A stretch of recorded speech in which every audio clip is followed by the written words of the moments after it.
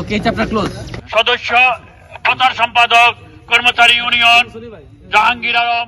বিশ্ববিদ্যালয় কর্মচারীদের সব দাবি দাওয়া সমাধানে কাজ করা হবে। বিস্তারিত থাকছে জাহাঙ্গীরনগর বিশ্ববিদ্যালয় থেকে মাসুদ রানাকে সাথে নিয়ে ফয়জুল ইসলামের প্রতিবেদনে।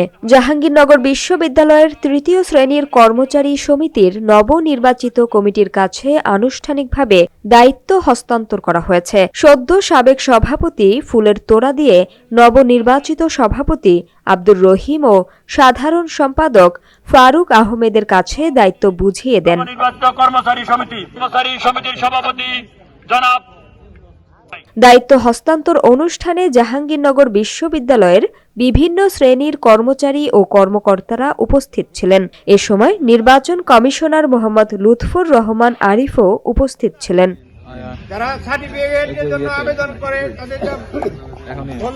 দায়িত্ব গ্রহণকালে নবনির্বাচিত সভাপতি আব্দুর রহিম বলেন, অতীতে কর্মচারীদের সুখ দুঃখ ও নানা সমস্যার কথা যথাসময়ে এবং সঠিকভাবে কর্তৃপক্ষকে জানানো না হওয়ায় অনেক সমস্যা অমীমাংসিত রয়ে গেছে। তিনি আরো বলেন,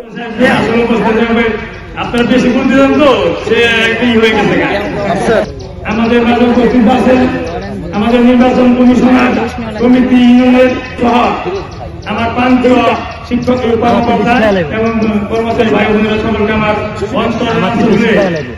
সালাম শুভেচ্ছা জানাচ্ছি।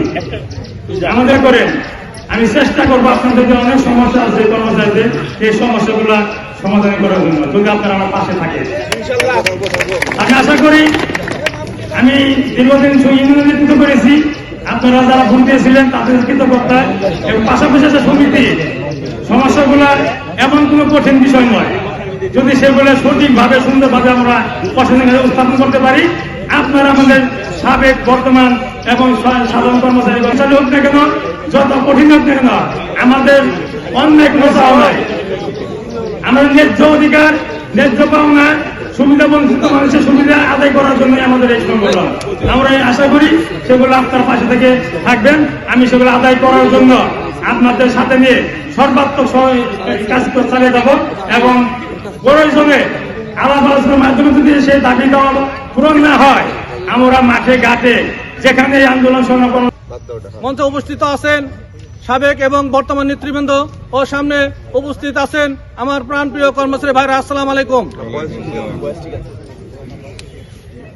প্রথমে আমি আপনাদের কাছে কৃতজ্ঞতা প্রকাশ করছি, আপনারা যে আপনাদের মূল্যবান ভোট দিয়ে জয়যুক্ত করছেন, এজন্য আপনাদের কাছে আমি ঋণী হয়ে আছি। আপনারা যে আশা নিয়ে আমাকে নির্বাচিত করেছেন, এই 2 বছরে আমি যেন আপনাদের সেই আশা পূরণ করতে পারি, আপনারা সেই দোয়া করবেন আমার জন্য।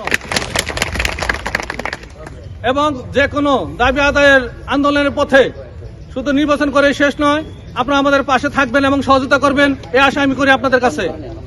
পরিশেষে সবাইকে এখানে আসার জন্য ধন্যবাদ জানাই এবং সবার সুস্বাস্থ্য কামনা করে বিদায় নিচ্ছি। আসসালামু আলাইকুম।